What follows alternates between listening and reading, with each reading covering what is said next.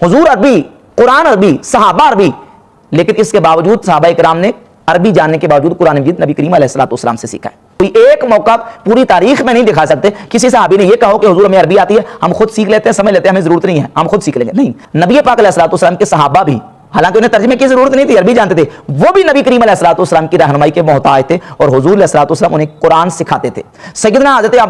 عبداللہ ابن عمر رضی اللہ تعالیٰ عنہ کے حوالے سے امام مالک رحمۃ اللہ علیہ نے موطا امام مالک میں اس بات کو بیان کیا۔ امام مالک فرماتے ہیں کہ عبداللہ ابن عمر رضی اللہ تعالیٰ عنہ نے 8 سال میں صرف سورۃ البقرہ قرآن پاک کی ایک سورت ہے 2.5 پاروں پر مشتمل، وہ 8 سال میں سیکھی ہے۔ یہ عالم تھا صحابہ کرام رضی اللہ تعالیٰ عنہ کے سیکھنے کا۔ اور پھر اس سلسلے میں ایک اور بات بھی کی محمد مرزا نے، اور کہا کہ دیکھیں جی، نبی صلی اللہ علیہ وآلہ وسلم کے صحابہ کرام وہ قرآن سنتے تھے، ان کے آنسو رواں ہوتے تھے،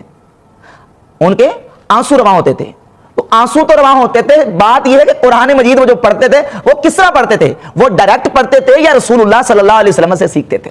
صحابہ کرام رضی اللہ تعالیٰ جن کو کسی ترجمے کی ضرورت نہیں تھی، نہ فارسی کی، نہ انگریزی کی، نہ کسی اور ترجمے کی، ان کو کسی ترجمے کی ضرورت ہی نہیں تھی، وہ تو عربی جانتے تھے، بلکہ عربی کے بڑے بڑے فصحاء بلغاء ادبا تھے، لیکن اس کے باوجود صحابہ کرام رضی اللہ تعالی عنہم قرآن مجید کو فقط عربی جاننے کے باوجود وہ صحیح طریقے سے نہیں سمجھ سکتے تھے جب تک رسول اللہ صلی اللہ علیہ وآلہ وسلم کی تعلیمات اور حضور کی رہنمائی انہیں حاصل نہیں تھی۔ حضور جس طرح سکھاتے تھے، اور حضور کا جو منصب اللہ نے بیان کیا ہے سورۃ الجمعہ کی آیت نمبر 2 میں، یعلمہم الکتاب والحکمہ، کہ نبی صلی اللہ علیہ وآلہ وسلم انہیں کتاب اور حکمت کی تعلیم دیتے ہیں، سکھاتے ہیں۔ حضور انہیں قرآن سکھاتے تھے، بلکہ اگر کسی مقام پہ کسی صحابی کو رسول اللہ صلی اللہ علیہ وآلہ وسلم کی تعلیمات نہیں پہنچی اور اس نے قرآن کو پکڑا اور پڑھا، تو جو مفہوم تھا اس کی صحیح منشا اور مراد تھی وہ نہیں سمجھ سکے۔ حضرت عدی ابن حاتم رضی اللہ تعالیٰ صحابی ہیں، صحیح بخاری میں ان کا واقعہ موجود ہے، انہوں نے جب قرآن مجید کی یہ آیت پڑھی، کلوا واشربوا حتی یتبین لکم الخیط الابیض من الخیط الاسود من الفجر، یہ آیت پڑھی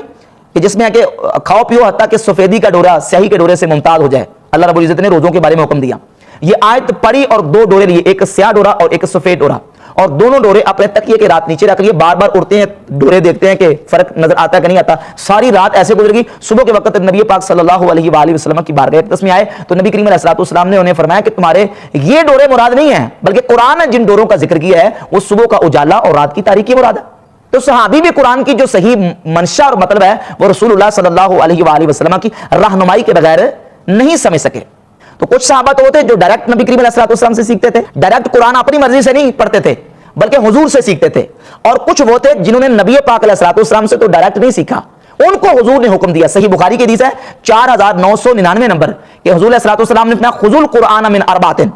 4 صحابہ سے قرآن سیکھو۔ انہیں یہ نہیں کہا کہ تم عربی جانتے ہو پکڑو اور سیکھو، سمجھو اور عمل کرو، بلکہ فرمایا کہ ان 4 سے سیکھو۔